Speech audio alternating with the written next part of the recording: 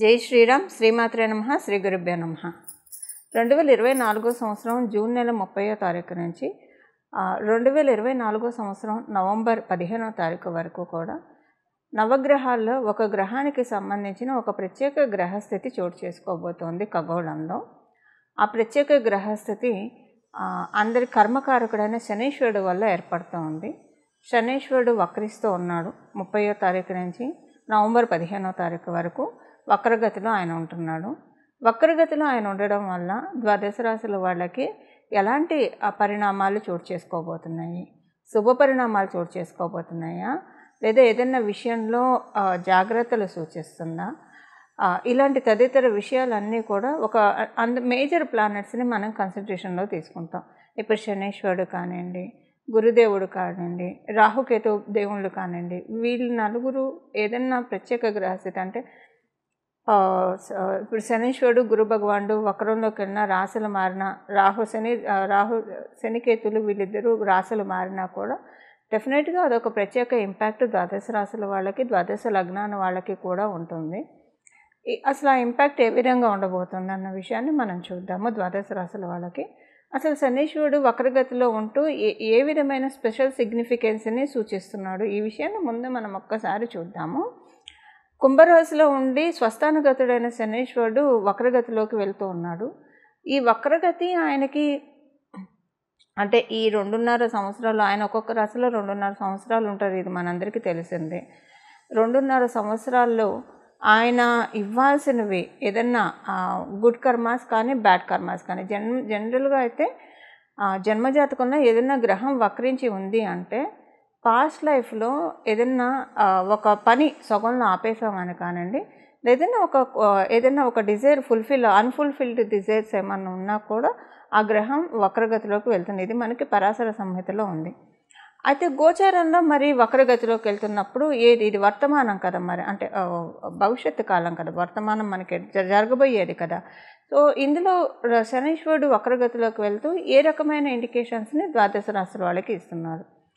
ఆయన ఎవరికైనా ఇప్పుడు కొన్ని రాశుల వాళ్ళకి ఆయన ప్రతికూలంగా ఉంటాడు, కొన్ని లగ్నాల వాళ్ళకి ఆయన ప్రతికూలంగా ఉంటాడు. ఆయన సవ్యగతిలో ఉన్నప్పుడు ఆ రాశులు ఆ లగ్నాల వాళ్ళకి ఆయన కొన్ని మహాదశలు జరుగుతున్న వాళ్ళకి కూడా ఆయన కొన్ని ప్రతికూల పరిస్థితులను ఇస్తూ ఉంటాడు. అలా ఇచ్చే పరిస్థితుల్లో ఆయన కొన్ని మంచి చేయడానికి ఆయన వెనక్కి రావడం జరుగుతుంది. ఎవరు ఆ రాశుల వాళ్ళు, ఆ లగ్నాల వాళ్ళు అంటే మేషరాశి వాళ్ళకి, అలాగే వృశ్చిక రాశి వాళ్ళకి. వృశ్చిక రాశుల్లో పుట్టిన, వృశ్చిక లగ్నాల్లో పుట్టిన, ప్రత్యేకించి శనీశ్వరుడు గోచారంలో కొన్నిసార్లు సవ్యగతిలో ఉంటే వాళ్ళకి ఎప్పుడైనా విపరీతమైన ఫలితాలు వస్తాయి. అంటే మళ్ళీ దేన్ని కూడా జడ్జిమెంటల్గా చెప్పకూడదు. మీ జన్మజాతకంలో శనీశ్వరుడు బలం బాగా ఉంటే ఈ పాయింట్ చాలా వరకు నెగేట్ అయిపోతుంది. శనీశ్వరుడు బలం అంటే వృశ్చిక రాశుల్లో వృశ్చిక లగ్నాల్లో పుట్టిన వాళ్ళకి శనీశ్వరుడు బలం ఉంటే పర్వాలేదు, ఆయన సవ్యగతిలో ఉన్న ఇబ్బంది పెట్టాడు. ఆయన అపసవ్య మార్గంలో వెళ్తున్నప్పుడు, రెట్రోగ్రేడ్లో ఉన్నప్పుడు ఇంకా మంచి ఫలితాన్ని ఇస్తారు. కుజమహాదశ ఎవరికైనా, ఇప్పుడు మంగళ దశ ఎవరికైనా జరుగుతూ ఉందనుకోండి, వాళ్ళకి కూడా సవ్యదశలో ఉన్నప్పుడు ఆయన సవ్యంగా సంచారం చేస్తున్నప్పుడు ఓకే, ఆయన మీ జన్మజాతకంలో శనీశ్వరుడు బలం ఉంటే ఇబ్బంది పెట్టడు, అలాగని పూర్తిగా మంచి కూడా చేయడు. కానీ వక్రగతిలో వెళ్ళేప్పుడు మీకు ఒకవేళ మంగళ దశ జరుగుతూ ఉందనుకోండి, చాలా మంచి ఫలితాన్ని, శుభ ఫలితాన్ని ఇస్తాడు ఆయన. సో ఇప్పుడు ఇంకొక చిన్న క్యాలిక్యులేషన్ చెప్పాలి ఇక్కడ మీకు. మీరు పుట్టినప్పుడు కనుక మీకు జన్మ శనిలో పుట్టిన, లేదా ఏలినాటి శనిలో పుట్టిన, అష్టమ శనిలో పుట్టిన, అర్ధాష్టమ శనిలో పుట్టినా కూడా ఈ ట్రాన్సిట్ మంచి చేస్తుంది. అంటే ఆయన ఇప్పుడు అష్టమ శని, అర్ధాష్టమ శని, ఏలినాటి శని మంచి రిజల్ట్స్ ఇస్తుంది. ఆయన వక్రగతిలోకి వెళ్ళినప్పుడు ఇంకా మంచి రిజల్ట్స్ ఇస్తుంది. అదే మీరు వృశ్చిక రాశి లగ్నాల్లో పుట్టి ప్రత్యేకించి వృశ్చిక రాశి వాళ్ళకి ఇప్పుడు అర్ధాష్టమ శని జరుగుతూ ఉంది. ఈ వక్రంలో వెళ్ళండి, ఈ పర్టికులర్ పీరియడ్ మీకు చాలా మంచి జరుగుతుంది. ఏదైనా పనులు పెండింగ్ ఉండి అవ్వకపోతే అవన్నీ జరుగుతాయి. అవన్నీ నేను రాశుల వారీగా చెప్తాను, బట్ జనరల్గా అవుట్లుక్ ఇస్తున్నాను. ఇదొకటి ఉంటుంది. సెకండ్, మీరు అసలు ఎలా తెలుసుకోవాలి మీరు పుట్టింది గోచారం, మీరు పుట్టినప్పుడు అష్టమ శనిలో పుట్టారా, అర్ధాష్టమ శనిలో పుట్టారా, ఏలినాటి శనిలో పుట్టారా? సహజంగా ఒక రఫ్ ఐడియా, ఎంత జన్మజాతకం తెలిసినా తెలియకపోయినా ఒక రఫ్ ఐడియా అయితే మీకు ఉంటుంది కదా, మీరు ఏ టైంలో ఏ ఇయర్లో పుట్టారన్న రఫ్ ఐడియా ఉంటుంది కదా. ఒకసారి గూగుల్ చేయండి. మీరు పుట్టినప్పుడు మీ రాశి వాళ్ళకి ఏలినాటి శని జరుగుతున్నా, అష్టమ శని జరుగుతున్నా, అర్ధాష్టమ శని జరుగుతుందా, అది ఒకసారి చూస్తే మీకు అసలు గోచారంలో శనైశ్వరుడు మీకు అష్టమ శని, అర్ధాష్టమ శని, ఏలినాటి శనిలో ఉంటే మీరు పుట్టడం కూడా అలా పుట్టితే కనుక చాలా మంచి ఫలితాలను ఇస్తాడు. సో కర్మకారకుడైన శనైశ్వరుడు వక్రగతిలోకి వెళ్తూ అందులో లాభస్థానంలో ఉంటూ ఆయన వక్రగతిలోకి వెళ్తున్నాడు. అంటే దశమ స్థానం మకర రాశి వైపు వెళ్తూ ఉన్నాడు. లాభస్థానంలో ఉంటూ కర్మస్థానం వైపు, దశమ స్థానం అంటే కర్మస్థానం వైపు ఆయన వక్రగతిలోకి వెళ్ళడం ఇప్పుడు ఒక్కొక్కళ్ళకి విడివిడిగా మీ రాశి వాళ్ళకి ఎలాంటి ఇంపాక్ట్ చూపించబోతుంది అన్న విషయాన్ని మనం ఒక్కసారి తెలుసుకుందాం. లాభస్థానంలో ఉంటూ వక్రం అంటే ఆయన 10వ స్థానంలోకి వెళ్తున్నారు.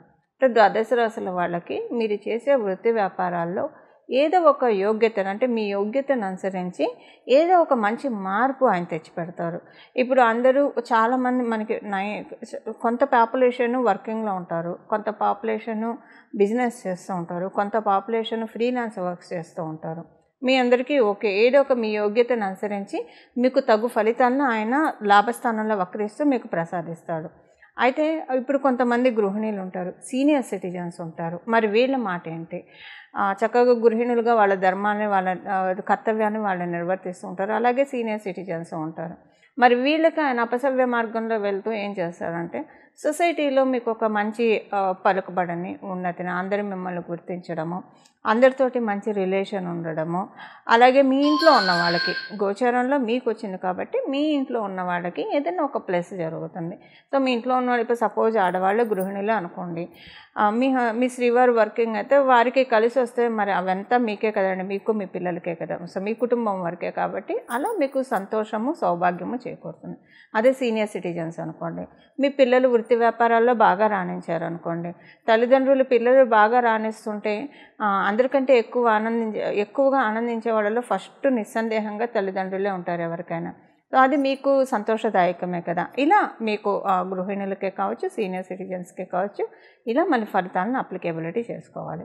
అలా ఉద్యోగం కోసం కొంతమంది ఎదురు చూస్తూ ఉంటారు.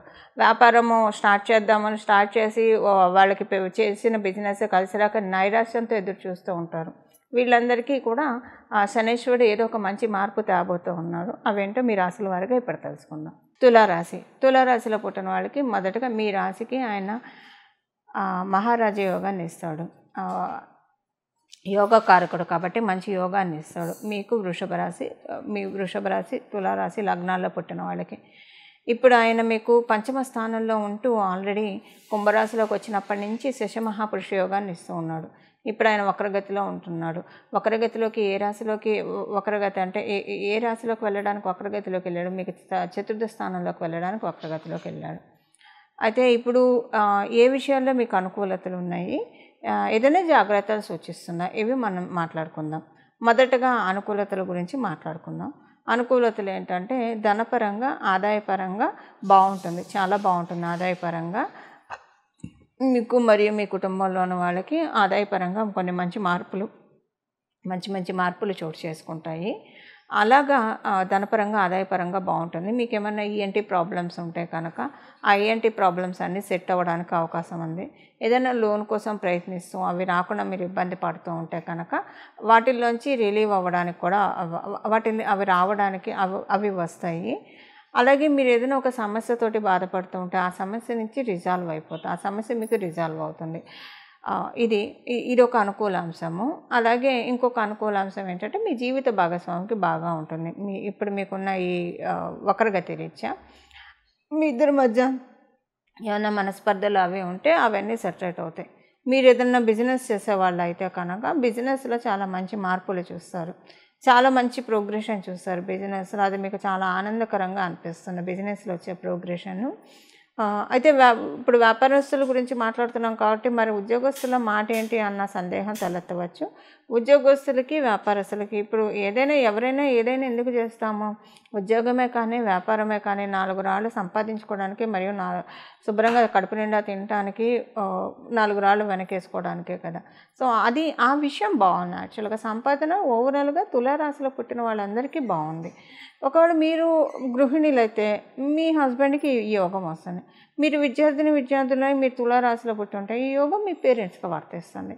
అలాగా ఇప్పుడు ఉద్యోగం చేసే వాళ్ళకి, వ్యాపారం చేసే వాళ్ళకి ఇద్దరికీ కూడా అనుకూలమైన పరిస్థితులే వృత్తి వ్యాపారాల్లో సూచిస్తుంది. బట్ ఒక 10% బోనస్ అనుకోండి, బఫర్ అనుకోండి, ఇది వ్యాపారస్తులకి ఎక్కువగా ఉంది. ఎందుకంటే వ్యాపారస్తులు కొంచెం బాగానే వ్యాపారం అవుతూ ఉంది. బట్ ఏది కూడా టెన్షన్ లేకుండా రాలేదు వాళ్ళకి. ఈజీగా రాలేదు.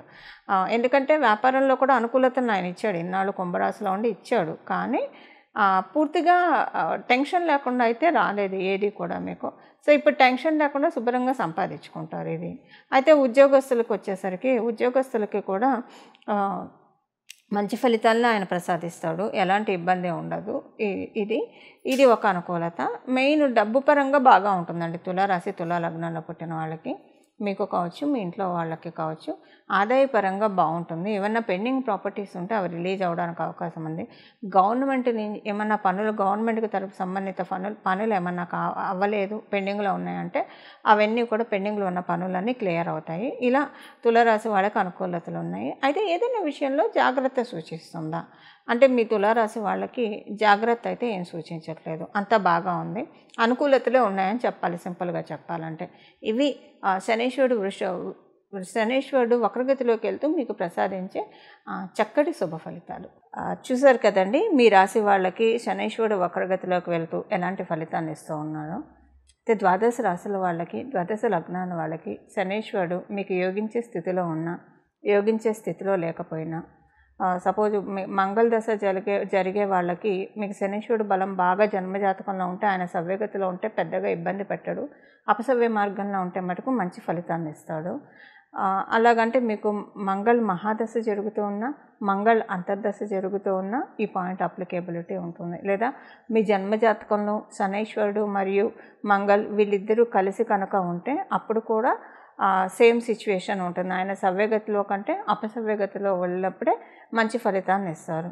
సో, ఇవన్నీ అసలు తెలిసినా తెలియకపోయినా శనీశ్వరుడు అపసవ్య గతి మీకు మంచి ఫలితాన్ని తెచ్చిపెట్టాలంటే అయితే ఇప్పుడు మనం ఏ పరిహారం చేయాలి? నేను మొదట చెప్పినట్లు ఇప్పుడు కొంతమంది నిరుద్యోగులు ఉంటారు. ఉద్యోగం కోసం ప్రయత్నిస్తూ ఉంటారు. అలాగే వ్యాపారంలో అభివృద్ధి సరిగ్గా లేకుండా బాధపడుతూ ఉంటారు. అంటే ఉద్యోగం చేస్తూ వాళ్ళ శ్రమని కూర్చి వాళ్ళ ఎఫర్ట్స్ని పెట్టేవాళ్ళు ఉంటారు. వ్యాపారం చేస్తూ వాళ్ళ ఎఫర్ట్స్ని పెట్టి ఓకే వాళ్ళు ఉన్నంతలో సంతృప్తిగా ఉన్నవాళ్ళు ఉంటారు. ప్రయత్నాలు సఫలీకృతం కాక ఇబ్బంది పడుతున్న వాళ్ళు ఉంటారు. ఆల్రెడీ మీరు వృత్తి వ్యాపారాల్లో ఉంటే అందులో కలిసి వచ్చే విధంగా శనీశ్వరుడు ఇప్పుడు తోడ్పాటునిస్తాడు ఈ పరిహారం చేసుకుంటే, ఆయన వక్రగతిలో ఉన్నాడు కాబట్టి. అలాగే నిరుద్యోగులకి ఇప్పుడు ఈ పరిహారం బాగా ఉపయోగపడుతుంది. ఉద్యోగం తొందరగా రావడానికి ఆయన అంటే తల్లిదండ్రులకు ముద్దొచ్చినప్పుడే చంకెక్కాలి అన్నట్లు ఇప్పుడు ఆయన ఈ కరుణించే స్టేజ్లో ఉన్నాడు కాబట్టి పరిహారాలు చేసుకోవడం వల్ల, చిన్న పరిహారాలు చేసుకోవడం వల్ల వెంటనే ఆయన స్వతరంగా వరాల్ని ప్రసాదిస్తాడు. అది నిరుద్యోగులకు ఉద్యోగం రావడానికి బాసట అవుతుంది ఈ పరిహారము. అలాగే ఇప్పుడు వ్యాపారం పెట్టి అస్సలు ముందుకు సాగాక చాలామంది ఇబ్బంది పడుతూ ఉంటారు. ల్యాండ్ సేల్కి పెట్టి ముందుకు సాగాక ఇబ్బంది పడుతూ ఉంటారు. ఏదైనా భూమి కొనాలి, కొంతమంది డబ్బులు కట్టేసి ఉంటారు, కానీ ఆ ప్రాపర్టీ కన్స్ట్రక్షన్ మటుకు పూర్తిగా కాదు, అలా ఇబ్బంది పడేవాళ్ళు ఉంటారు. స్థలం లేదా ఇల్లు కొనుక్కోలేక ఇబ్బంది పడుతూ ఉన్నవాళ్ళు, అంటే ఈ ప్రయత్నాల్లో ఉన్న వాళ్ళ వరకు మాత్రమే ఈ ప్రయత్నాల్లో ఉన్నవాళ్ళు ఈ పరిహారం చేసుకోవడం వల్ల వాళ్ళకి కూడా అవన్నీ సఫలీకృతం అవుతాయి. ఇప్పుడు మనం పరిహారానికి వెళ్దాము. ఈ పరిహారం ద్వాదశ రాశుల వాళ్ళకి, ద్వాదశ లగ్నాల వాళ్ళకి అందరికీ కలిపి ఒకటే పరిహారం ఉంటుంది.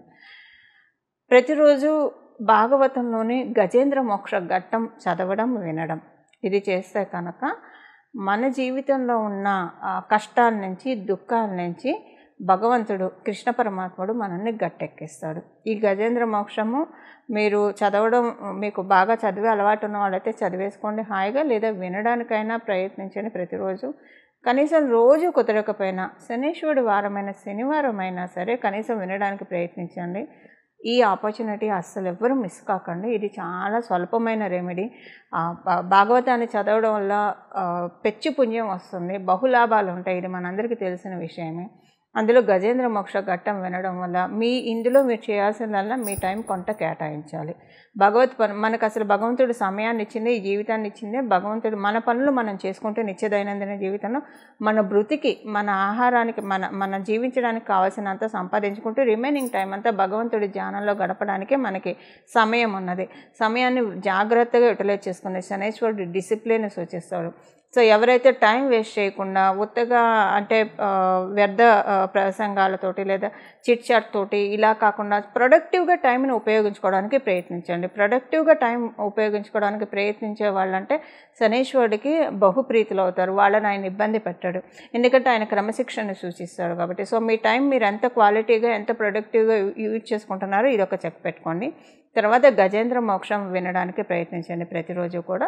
ఇలా గజేంద్ర మోక్షాన్ని వినడం వలన మీకు అంటే ఏ విషయంలో అయితే నలిగిపోతూ ఉన్నారో ఆ విషయం నుంచి బయటకు వచ్చేస్తారు. అందులో ఇప్పుడు ఆయన కుంభరాశిలో ఉండి వక్రగతిలోకి వెళ్తున్నాడు.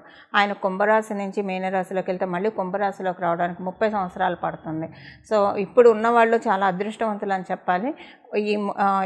ఈ రెట్రోగ్రేషన్లో ఉన్నప్పుడు ఈ పరిహారం చేసుకోవడం వల్ల కనీసం ఇక్కడి నుంచి ఒక 6-7 సంవత్సరాల వరకు డోకా లేకుండా మంచి మార్పుల్ని కైవసం చేసుకోవడానికి డెఫినెట్గా గజేంద్ర మోక్షం ఉపయోగపడుతుంది. ఇలా గజేంద్ర మోక్షాన్ని మీరు ప్రతిరోజు చదవడం, వినడం, రోజు కుదరని వాళ్ళు కనీసం శనివారం పూట వినడానికైతే వితౌట్ ఎనీ ఫెయిల్ ప్రయత్నించండి. ఆ పెరుమాళ్ళ ఆశీస్సులు మీరు అందరూ అందుకుంటారని చెప్పి, తద్వారా అందుకోవాలని చెప్పి నేను కూడా ప్రార్థిస్తూ, మీ అందరి తరఫున వాసుదేవుని ప్రార్థిస్తూ మంగళం. నమో భగవతే వాసుదేవాయ.